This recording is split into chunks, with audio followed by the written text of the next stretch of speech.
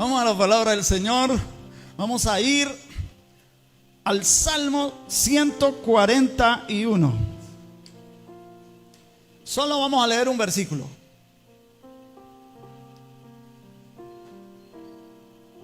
Versículo número 3. Salmo 141, verso 3. Si usted no trajo su Biblia, porque la Biblia, ¿para qué hay que traerla? No, allá ponen los versículos en la pantalla. ¿Yo para qué llevo Biblia? La Biblia hay que traerla para uno marcarla. Una Biblia marcada, una Biblia rayada, revela qué tan estudiante de la Biblia es usted. Amén. Entonces por eso yo siempre digo, los que no trajeron su Biblia lo pueden leer en la pantalla, pero los que trajeron la Biblia pueden ir allí. Vamos a leer ese versículo. Aquí el salmista dice: pon guarda en mi boca, oh Jehová, guarda la puerta de mis labios. Que Dios bendiga nuestras vidas a través de su palabra en esta mañana. Hemos iniciado la semana pasada una serie que nos va a ocupar varios domingos, porque vamos a hablar de las llaves del reino. El Señor Jesús le dijo a Pedro: a ti te daré las llaves del reino, de modo que todo lo que ates en la tierra será atado en el cielo, y todo lo que desates en la tierra será desatado en el cielo. Pero no se lo dijo solo a Pedro. 2 capítulos más adelante, Mateo capítulo 18, se lo dijo a todos los discípulos: todo lo que atéis en la tierra será atado en el cielo, y todo lo que atéis en la tierra, en lo que desatéis en la tierra será desatado en el cielo. Esto es algo que el Señor entrega a la iglesia. Y cuando dice las llaves, no la llave, sino las llaves, es un llavero. Tiene varias de las herramientas que pueden abrir o que pueden cerrar. La semana pasada vimos varias de las llaves esenciales. Hablábamos de la llave de David, de la llave del conocimiento, de las llaves de el Hades y de la muerte, etcétera. Como introducción, la semana pasada vimos eso, pero a partir de hoy vamos a empezar a ver llave por llave del reino de los cielos. En esta ocasión, llave número 1, para los que toman apuntes, llave número 1, la llave de la palabra. En este texto que leímos en el Salmo 141, es una maravillosa, es una preciosa petición que hace aquí el salmista. ¿Cuál es la petición? Que Dios coloque un soldado, un centinela armado a su boca. Pon guarda en mi boca, oh Jehová. Como si los labios fueran abrazaderas en una puerta en una ciudad. Claro, es una metáfora muy hermosa, muy interesante. Y siguiéndole la onda al salmista, podemos afirmar que si la boca es como una puerta que necesita tener un centinela, un soldado armado para guardar la boca y para guardar la puerta de los labios, entonces debe tener alguna llave esa puerta. Por lo tanto, vamos a ensartar en el llavero la primera de estas piezas del reino, la llave de la palabra. Primero que todo, para cuando vamos a hablar de la palabra, tenemos que pensar en la palabra de Dios. Porque para poder entrar en esta materia vamos a revisar un episodio también muy hermoso y famoso. Y digo hermoso por el triunfo que encontramos en ese pasaje, y famoso porque todos nos lo hemos leído alguna vez. En Mateo capítulo 4, versículos 3 y 4. La tentación del Señor Jesús en el desierto. Leo: y vino a él el tentador y le dijo: si eres hijo de Dios, di que estas piedras se conviertan en pan. Él respondió y dijo: escrito está, No solo de pan vivirá el hombre, sino de toda palabra que sale de la boca de Dios. Entonces nótese cómo el tentador le expresa la tentación al Señor Jesús. Le dice, si eres hijo de Dios, di. No le dice, si eres hijo de Dios, haz que estas piedras se conviertan en pan. Y debería ser así, porque Satanás está hablando ahí con el creador del universo, el verbo de Dios, la palabra de Dios hecha carne. Entonces sería coherente que él le dijera, haz que estas piedras se conviertan en pan. Pero no le dice así, porque Satanás vio que el creador creó todo por la palabra. Por eso le dice, di que estas piedras, pronuncia, declara que estas piedras se conviertan en pan. Entonces veamos en qué manera la palabra de Dios es una puerta infinita y eternal, con tres formas de manifestación. ¿Cuáles son esas tres formas de manifestación de la palabra de Dios? Número 1, la palabra en la creación. Número 2, la palabra escrita. Y número 3, la palabra humanada. Entonces vamos a mirar esas tres manifestaciones de la palabra de Dios. Número 1, la palabra de Dios en la creación. Todo cuanto existe surgió por la palabra de Dios. Eso lo dice Hebreos capítulo 11 versículo 3. Por la fe entendemos haber sido constituido el universo por la palabra de Dios, de modo que lo que se ve fue hecho de lo que no se veía. Todo surgió por la palabra de Dios. Nótese que no dice que fue porque Dios lo pensó, entonces todo apareció.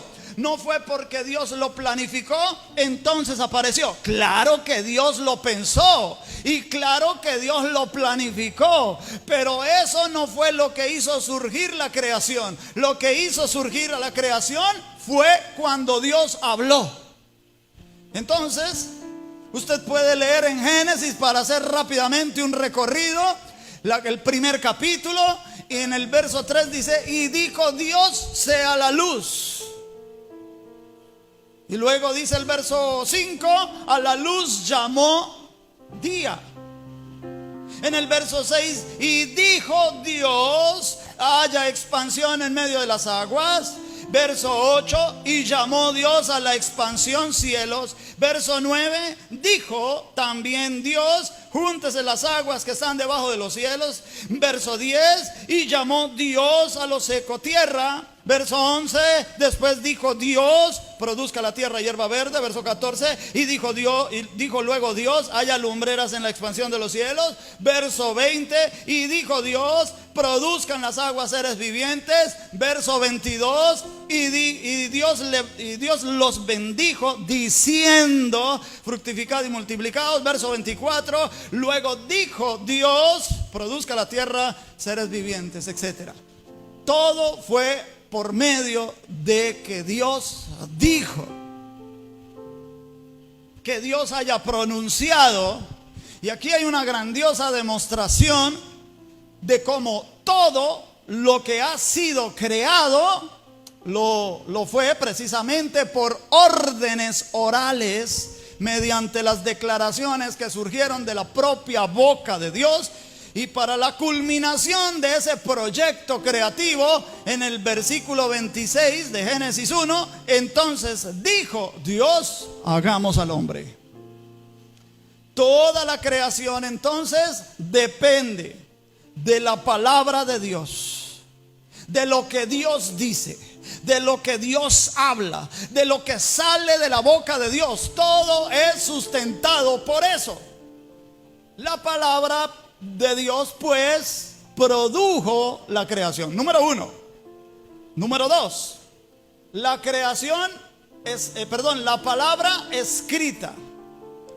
Y para esto vamos a leer la segunda carta de Pedro, capítulo 1, versos 20 y 21.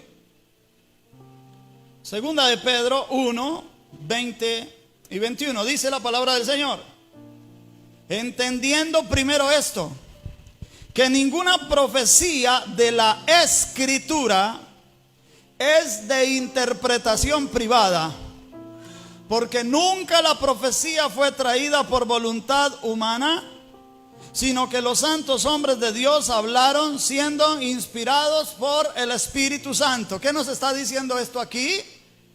Que la palabra de Dios escrita, que la Escritura fue inspirada no de manera gradual, no de manera parcial, no de manera natural, sino que la Escritura fue inspirada de forma plenaria. Explique mejor eso, pastor, que no entendí. Bueno, con mucho gusto usted me lo pide, yo se lo explico. La Biblia no fue inspirada de forma gradual. ¿Qué significa de forma gradual? Que hay teólogos que enseñan que la Biblia tiene una inspiración gradual, que hay pasajes de la Biblia que no son tan inspirados como otros pasajes sí son inspirados. Ellos dicen, por ejemplo, que los pasajes doctrinales tienen gran inspiración, pero los pasajes que cuentan una historia, por ejemplo, cuando usted está leyendo el libro de Números en el Antiguo Testamento y encuentras que el campamento de Israel, cuando estaba en el desierto, se levantó y caminaron 3 días y luego nuevamente acamparon, y que caminaron de un lugar llamado así y llegaron a un lugar llamado asá, pues que eso como que no tiene tanta inspiración. Hay teólogos que dicen que la Biblia es inspirada de forma parcial, es decir, que hay textos en la Biblia que no tienen nada de inspiración, en cambio que hay otros textos en la Biblia que sí tienen inspiración. El problema es, ¿cómo hago yo para saber cuáles son los inspirados y cuáles no son los inspirados? Otros teólogos dicen que la Biblia fue producto de una inspiración natural, es decir, que fueron hombres escritores de la Biblia muy geniales, como Shakespeare, como Miguel de Cervantes Saavedra, personas geniales para escribir, y eso resultó ser la Biblia. Entonces a ellos le hablan de una inspiración natural. El problema es que la Biblia atestigua de sí misma diciendo: toda escritura es inspirada por Dios y útil. Entonces, toda escritura significa que la Biblia fue inspirada de forma plenaria. ¿Qué significa de forma plenaria? Significa que palabra por palabra, eso sí, en los textos originales, tienen la inspiración de Dios. Cada palabra que quedó plasmada en las Sagradas Escrituras fue porque Dios movió al escritor humano a que eso quedara como quedó. Algunos han dicho, pero es que la Biblia la han escrito los hombres. Pero claro que fueron los hombres. No pudieron haber sido burros o gallinas. Hombres, pero inspirados, movidos por el Espíritu Santo. No fue que Dios les dictó, les hizo un dictado. La única parte en las Escrituras que Dios dictó fueron los 10 mandamientos. Se los dictó a Moisés. Pero el resto de las Escrituras fue un mover, una fuerza sobrenatural divina.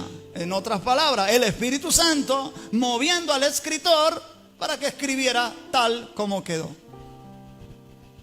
Pero este texto de Pedro nos dice más, que ninguna escritura es de interpretación privada. ¿Qué significa eso? ¿Será que yo no puedo entonces interpretar la Biblia? Nótese que el texto no dice que no es para interpretación privada.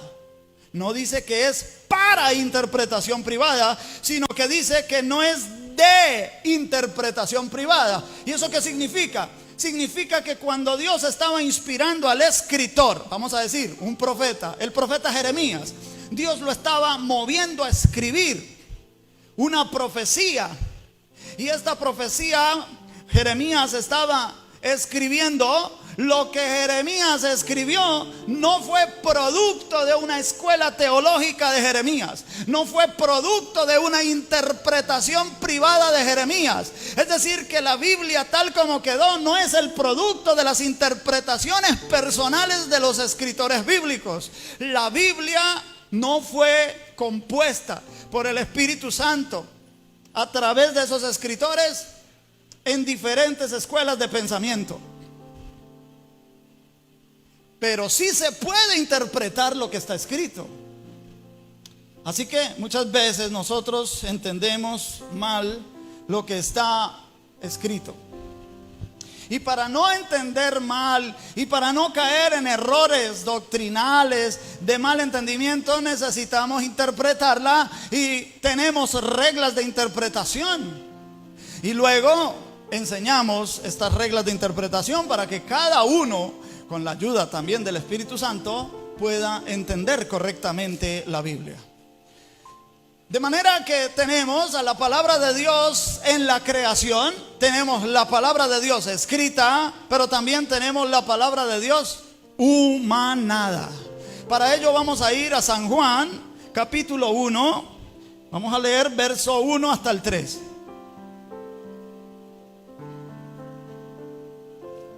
San Juan, capítulo 1 en el Nuevo Testamento, cuarto evangelio.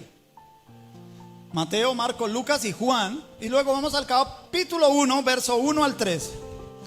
En el principio era el Verbo, y el Verbo era con Dios, y el Verbo era Dios. Este era en el principio con Dios.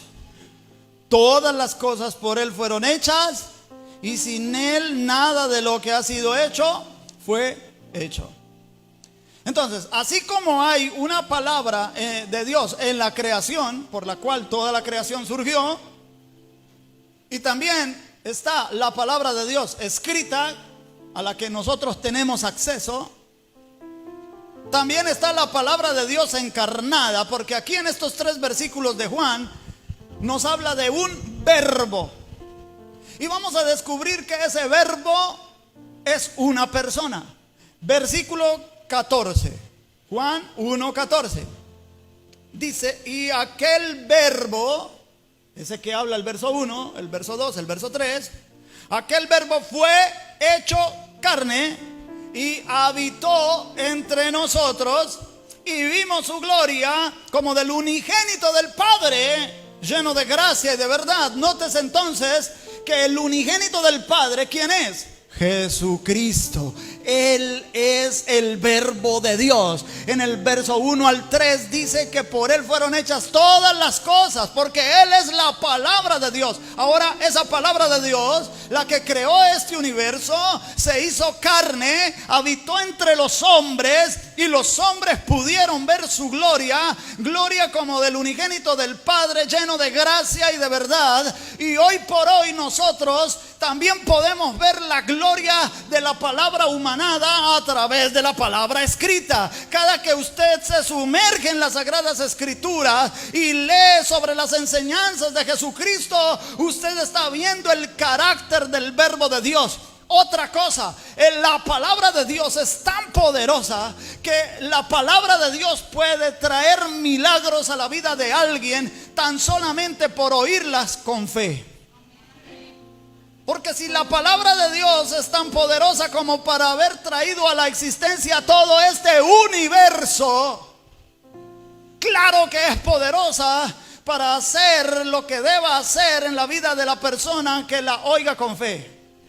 El Señor dijo, mi palabra no volverá a mí vacía, sino para lo que yo la he enviado, esto hará. El apóstol San Pablo dice, porque no me avergüenzo del evangelio. En otras palabras, no me avergüenzo de la palabra de Dios, porque el evangelio, ¿dónde lo encontramos? En la palabra de Dios. No me avergüenzo de la palabra de Dios, porque es poder de Dios para salvación. No dice que tiene poder. Hermanos, la palabra de Dios no tiene poder. La palabra de Dios, por el solo hecho de ser la palabra de Dios, es poder. Por lo tanto, cuando usted escucha la palabra de Dios, usted está escuchando el mismo poder de Dios, ese mismo poder con que se creó todo el universo. Por lo tanto, la sola palabra de Dios puede producir milagros en tu vida. Tú no necesitas ni que un ministro vaya y ore por ti, imponga sus manos. Si tú escuchas con fe y lo crees, milagros se producen en la vida. Hermano, yo lo digo por experiencia propia.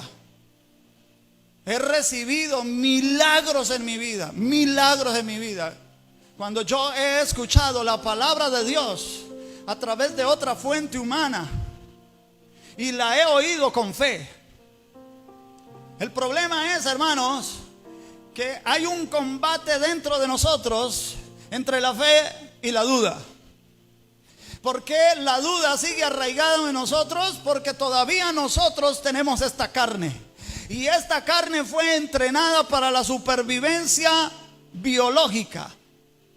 Entonces a nosotros nos vinieron a entrenar desde que éramos pequeños para supervivir o para sobrevivir en esta existencia relativa.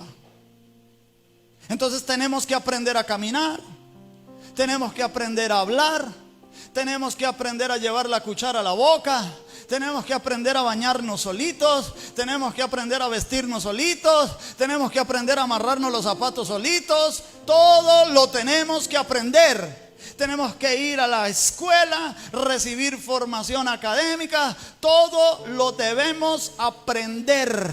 Y entonces, durante toda nuestra vida se nos entrenó solo para esta realidad. Y no hemos recibido entrenamiento espiritual. Cada que usted viene a la iglesia y se congrega, ¿qué es lo que está haciendo? Recibiendo también, entre otras cosas, entrenamiento espiritual. Enseñarle a usted cómo funcionan las cosas espirituales. Cómo puede usted crecer y desarrollarse espiritualmente. Entonces, para poder crecer, desarrollarse espiritualmente, usted debe saber que hay una experiencia que combate dentro de nosotros entre la fe y la duda. En el momento en que usted escucha la palabra de Dios puede que la crea, pero cuando usted llega a la casa dice, pero ¿será que sí es así? ¿Eso sí será verdad? Porque cuando tú comparas la palabra de Dios con tu realidad, la duda comienza a ganar la partida. Y si tú no lo sabes, una definición simple de lo que es la fe es poder ver lo que no se puede ver. ¿Qué es la fe? Lograr ver lo invisible. En Hebreos capítulo 11, la lista de los héroes de la fe, cuando llega a Moisés, dice que Moisés se pudo sostener porque se sostuvo como viendo al invisible. ¿Y cómo se puede ver lo invisible? Eso es una paradoja. La fe logra ver lo invisible. ¿Lo invisible qué es? Lo que tú quieres que se manifieste en tu realidad, pero que no se ha manifestado. Si tú lo logras ver, ejemplo, si tú estás enfermo físicamente, pero si la Biblia dice que por su llaga fuimos nosotros curados, porque Él fue molido por nuestras transgresiones, el castigo de nuestra paz fue sobre Él, y por su llaga fuimos nosotros curados, que ocurrió hace más de 2000 años en el pasado. Y como tú no lo puedes ver con tus ojos físicos, necesitas verlo con los ojos de la fe, con los ojos del Espíritu. Y si tú logras creer eso, tu enfermedad en tu cuerpo no tendrá sentido de estar ahí, porque la Biblia dice que Él se llevó las enfermedades en la cruz del Calvario. Así con una enfermedad, con cualquier circunstancia de tu vida, si el Señor está diciendo que Él es mi pastor y que nada me faltará, aunque yo tenga falta de muchas cosas, los ojos de la fe miran que a mí no me falta nada. Yo quisiera tener a 2 o 3 que lo crean conmigo. Esa es la fe. No es fácil. Aquí donde yo lo estoy diciendo, la forma en que yo lo digo es fácil. A la hora de la experiencia no es tan fácil, porque uno combate con la duda. Usted tiene que sobreponerse y tiene que abrir con la llave de la palabra y poner la palabra de Dios en su propia boca y que el mundo espiritual oiga. A veces uno tiene que perder la mente, hermanos queridos, por 2 o 3 minutos y poner y agarrar la Biblia e irse por la casa y dice: Señor, tu palabra dice que yo soy más que vencedor por medio de aquel que me ama. Señor, que en medio de todas estas cosas soy más que vencedor. Señor, tu palabra dice que si tú conmigo, ¿quién contra mí? Señor, tu palabra dice: todo lo puedo en Cristo que me fortalece. Hermano, cuando tú pones la palabra de Dios en tu propia boca, comienzas a desatar cosas en el mundo espiritual a tu favor, porque tú estás accionando en fe lo que todavía no puedes ver. Hay efectos de la palabra de Dios. Yo quisiera llevarte al Salmo 107 en el verso 20. Dice la palabra del Señor: envió su palabra. ¿Y qué pasó? ¿Está leyendo conmigo? ¿Y los qué? Los sanó, los libró de su ruina. La palabra de Dios, ¿qué hace? Nos sana, nos libra de la ruina. Versículo 6, pero en el Evangelio de Juan, Evangelio según San Juan, capítulo 6, verso 63. Juan 6, 63. El Espíritu es el que da vida, la carne para nada aprovecha. Las palabras que yo os he hablado son espíritu y ¿qué? Y son vida. Juan capítulo 15, versículo número 3. Ya vosotros estáis limpios por la palabra que os he hablado. ¿Qué produce la palabra? Limpieza. Juan capítulo 15, versículo 7. Si permanecéis en mí y mis palabras permanecen en vosotros, pedid todo lo que queréis y os será ¿qué? Hecho. Si la palabra permanece en ti, tú puedes pedir lo que quieras. ¿Y qué pasará? ¿Será que a veces no recibimos porque no permanece la palabra de Dios en nosotros? Lo digo por si acaso. Juan capítulo 17, versículo 17. Oración de nuestro Señor Jesucristo: santifícalos en tu verdad, tu palabra es verdad. ¿Cómo somos santificados? En la verdad. ¿Y dónde encontramos la verdad? En la palabra. Tu palabra es verdad. Efectos de la palabra. Yo pudiera y quisiera quedarme más tiempo dándoles más ejemplos, pero yo a lo que quiero llegar es que tú sepas que Dios entregó al ser humano el poder de la palabra. Dios, cuando creó todo, entre todo lo que creó en la tierra, creó a los animales, pero Dios no les puso nombre. Le dejó esa tarea, le delegó esa responsabilidad y también el privilegio de ponerle nombre a los animales a Adán. Adán nominó a las criaturas que le rodeaban en el Edén por el poder de la palabra. Los hermanos aquí recordarán en una oportunidad una enseñanza que dimos sobre el poder de la palabra, en donde Adán, cuando el caballo no se llamaba caballo, el caballo no tenía nombre, cuando Adán vio ese animal, lo vio un animal fuerte, infatigable, un animal fiero, indómito. Adán veía la energía en el animal y le llamó caballo. todo lo que significa esa palabra se manifestó en el animal. Entonces el animal se vuelve un animal noble, un animal que le serviría al ser humano durante toda la historia del ser humano, le serviría para las conquistas, para el transporte, etcétera, etcétera. Saben, en la Biblia del animal del que más se habla es del caballo. Usted puede ir a Job capítulo 38, Dios hablando sobre el caballo. Dios habla sobre varios animales ahí, ¿no? Habla del avestruz, habla del leviatán, habla del behemoth, habla de varios animales. Pero habla del caballo y dedica varios versículos y dice: ¿has visto al caballo cómo escarba en la tierra cuando se enfrenta a la batalla? No tiene miedo al ruido de los escudos, de los paveses, ni de las espadas, ni de las lanzas. Huele la sangre y corre hacia adelante, protege a su jinete.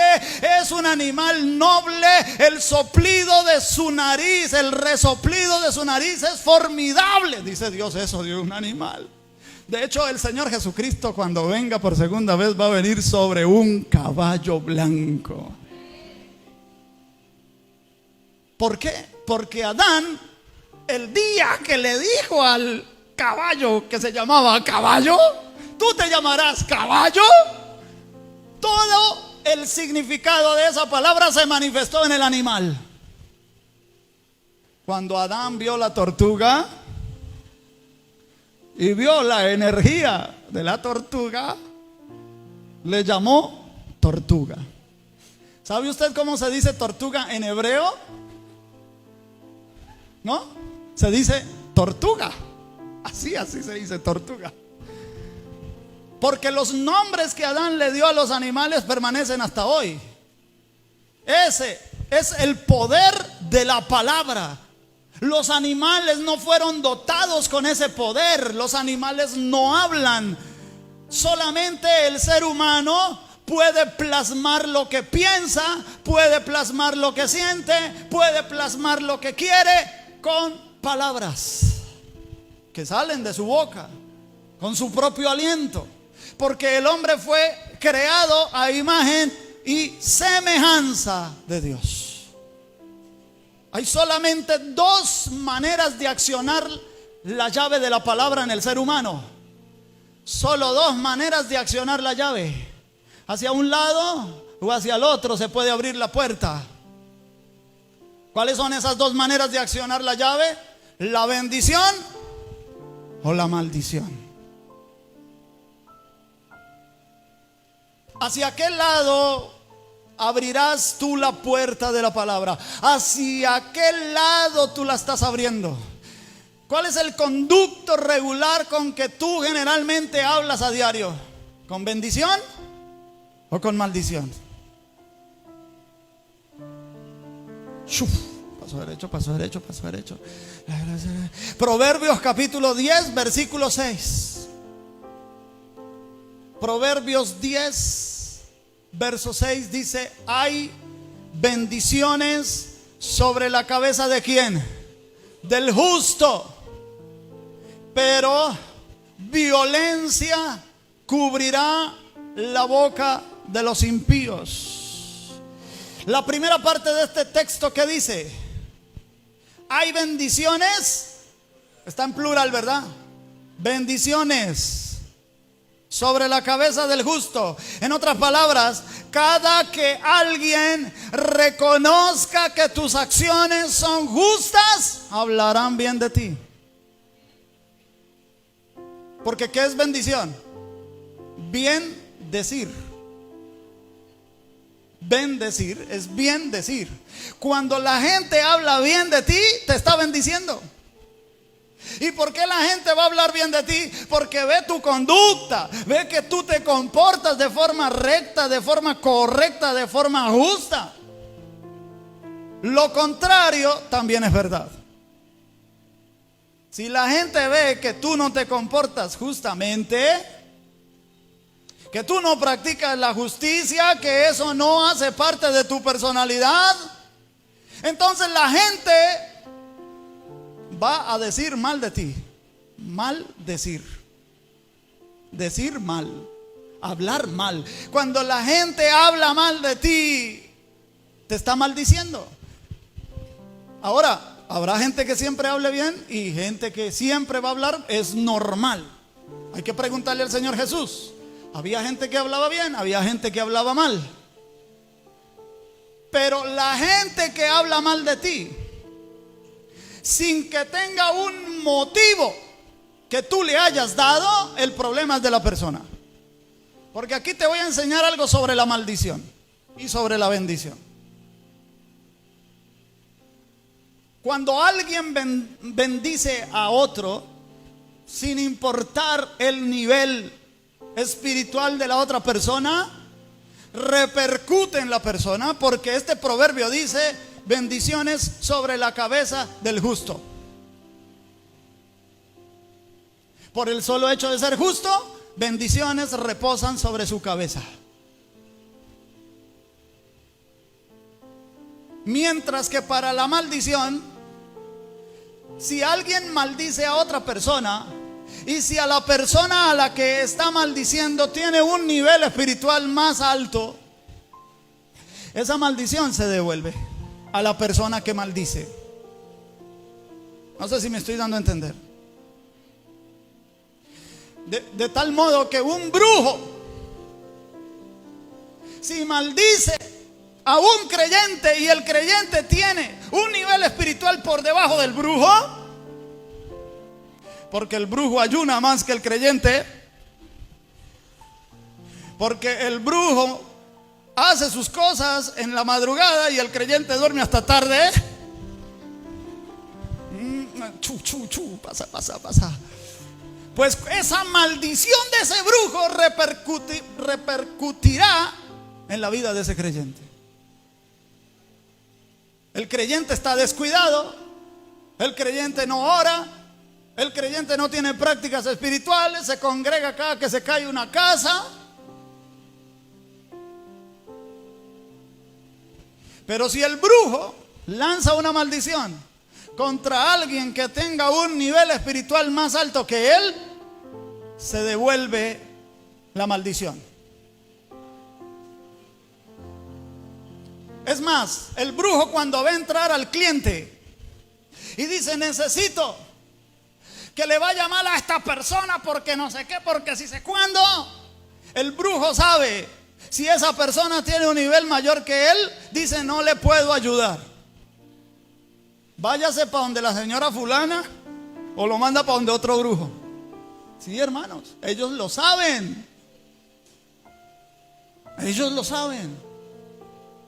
Cuando Balac le dijo a Balaam que maldijera a Israel,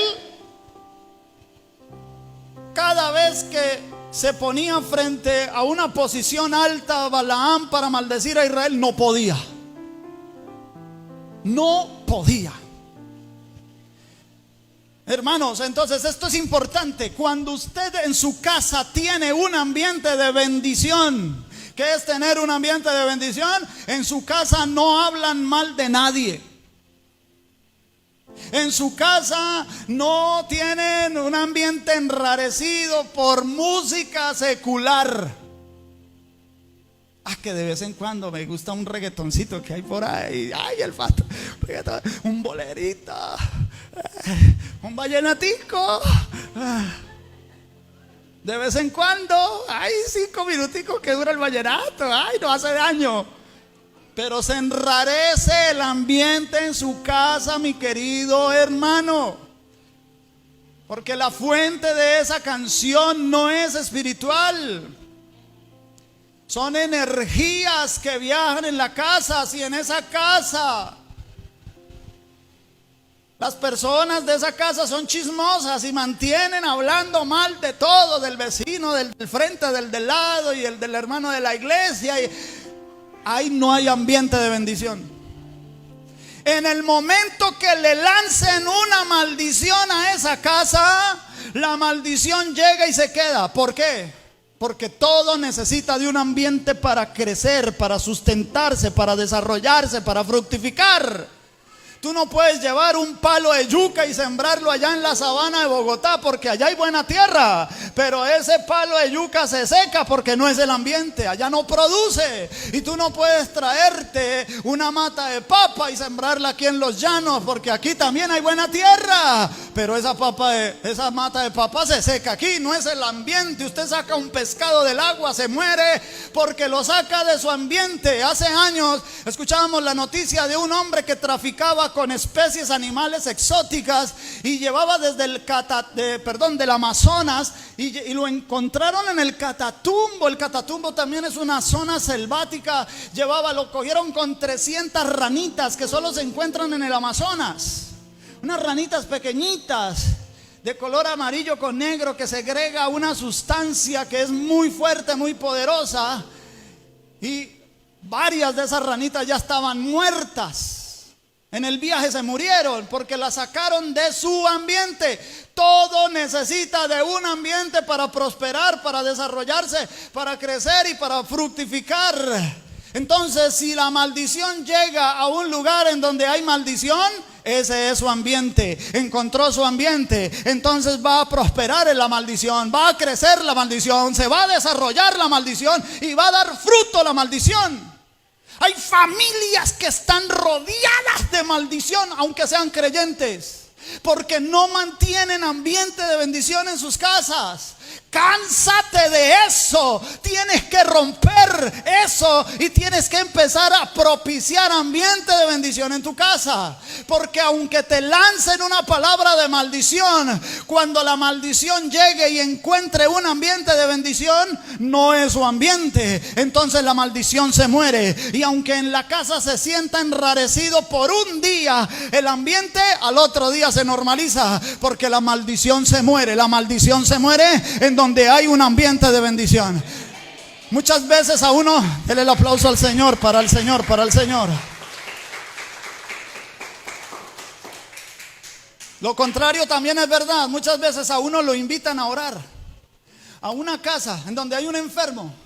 Ay, pastor, ¿para qué orar por ahí? Esa persona está enferma y él pidió que para un pastor vaya a orar. Sí, claro, es nuestra obligación. Vamos a orar, vamos a orar. Hermano, uno llega a esa casa en donde madrazo que no le guste se lo cambian por otro. Allá todo mundo habla de forma soez.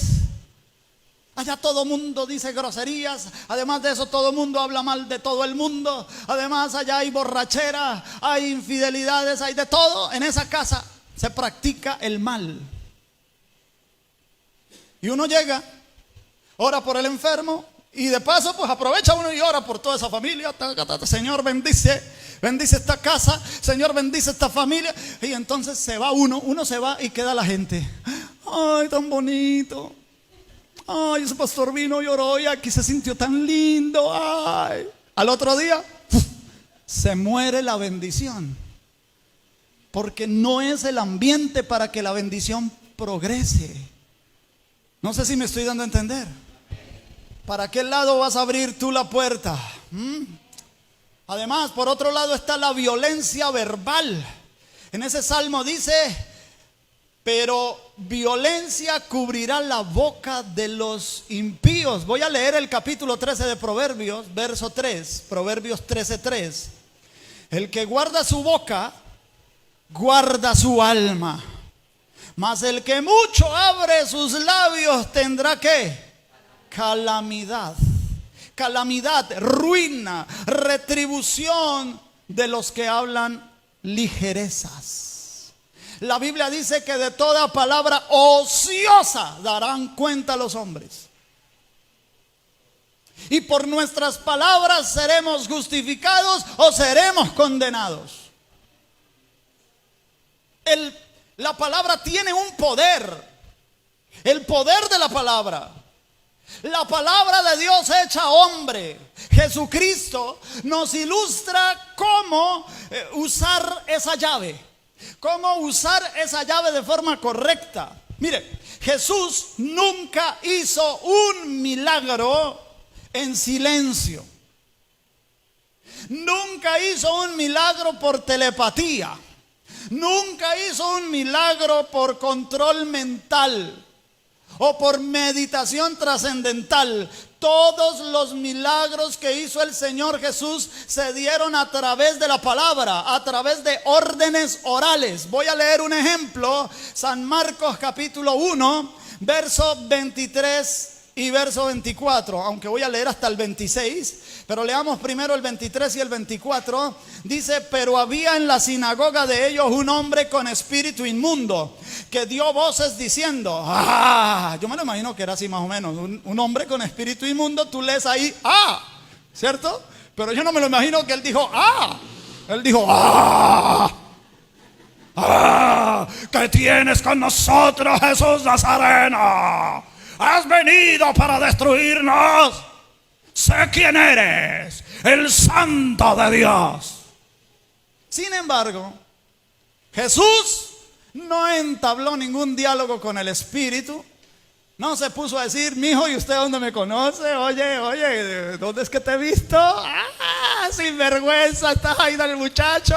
Pues te acabó el tiempo. No dijo nada. Ninguna polémica tampoco armó contra el demonio, ni el más leve asomo de discusión. Leamos, por favor, el verso 25.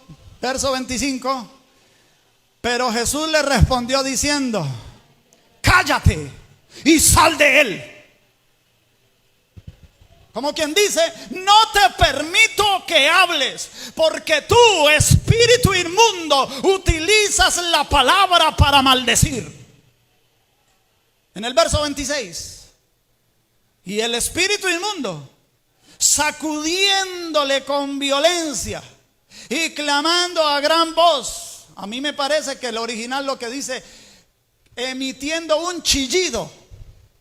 Aquí se usa el eufemismo en la Reina Valera, clamando con gran voz, pero en realidad chilló el demonio y salió de él. Entonces, como resulta obvio y afirmarlo, la palabra derrota a los demonios. Cuando este espíritu o cualquier demonio usa la palabra, Jesús aquí le da una orden a ese demonio que se calle, que guarde silencio, porque el demonio abre con esta llave la puerta de las tinieblas y por lo tanto hay que silenciarlo a toda costa. En mi época, cuando yo recién me convertí al Señor, recuerdo que los que exorcizaban a las personas empezaban a dialogar con los demonios. Demonio, ¿quién eres? Demonio, di tu nombre. Demonio, ¿cómo entraste? Demonio, ¿cuánto hace que estás ahí? Número de cédula, por favor. No, hermanos, el Señor nos enseña que a los demonios no hay que dejarlos hablar. Hay que ordenarles que se callen y que salgan en el nombre de Jesús. Porque los demonios cuando hablan producen efectos negativos, maldicen, contaminan el ambiente, se oponen a la obra de Dios. Un demonio siempre maldice. Un demonio dice maldito, maldito, maldita. ¿Qué va a hablar un demonio? No hay que dejarlo hablar, hay que echarlo fuera. Los creyentes lo pueden hacer. Un gran error que cometemos nosotros los cristianos de hoy es no entender que así como el Señor Jesús hacía, también nos facultó a hacerlo también. ¿Qué fue lo que dijo él? San Juan, capítulo 14, versículo 12. San Juan 14, 12. El que en mí cree, atención creyentes, el que en mí cree, las obras que yo hago, él las hará también, y aún qué, mayores. Mayores en cantidad, no en calidad. Jesús hizo un milagro negativo, uno solo, para mostrarnos esto del poder de la palabra, hermano. Vamos a ir a Marcos 11, con esto termino. Marcos 11, verso 12 al 14. Al día siguiente, cuando salieron de Betania, tuvo hambre. ¿Quién? Jesús. Y viendo de lejos a una higuera que tenía hojas, fue a ver si tal vez hallaba en ella algo. Pero cuando llegó a ella, nada halló sino hojas, pues no era tiempo de higos. Entonces Jesús dijo a la higuera: nunca jamás coma nadie fruto de ti. Y lo oyeron sus discípulos. Jesús no mandó a traer un hacha para cortar la higuera. Esta higuera no sirve, vamos a cortarla. No. Él se dirigió a la higuera, le habló a la higuera como si la higuera tuviese oídos, y también los discípulos dice que oyeron que él se dirigió de forma clara, de forma precisa, con palabras bien audibles: nunca jamás coma nadie fruto de ti. Al día siguiente pasaron por el mismo lugar y se dieron cuenta que la higuera se había secado de raíz. Yo no soy original, hermanos, al informarte que lo que tú hables, que lo que tú digas con tu boca te será hecho. Somos muy ligeros con estos temas. Nos la pasamos diciendo cosas todos los días de nuestra vida de forma irresponsable, de forma superficial. Usamos las palabras como cosas que no tienen ningún efecto. La llave de la palabra abrirá el deseo de su corazón. Porque la Biblia dice que de la abundancia del corazón habla la boca. ¿Cómo podemos controlar la lengua, hermanos, entonces? Leamos este último versículo, Proverbios 18:21. Proverbios 18:21 dice: la muerte y la vida están en el poder de la lengua, y el que la ama comerá de sus frutos. Todo nuestro éxito o todo nuestro fracaso dependen de cómo usamos la lengua, de cómo hablamos. Esa realidad no se va a poder cambiar a menos de que tú cambies tu forma de hablar. Muerte y vida. Nótese que no hay términos intermedios, no hay términos medios. Pero te voy a dar una buena noticia y quiero que te vayas para la casa con esa buena noticia. Nosotros podemos rediseñar nuestro futuro. ¿Cómo? Bendiciendo. La Biblia dice: vence con el bien el mal. Bendecid, no maldigáis.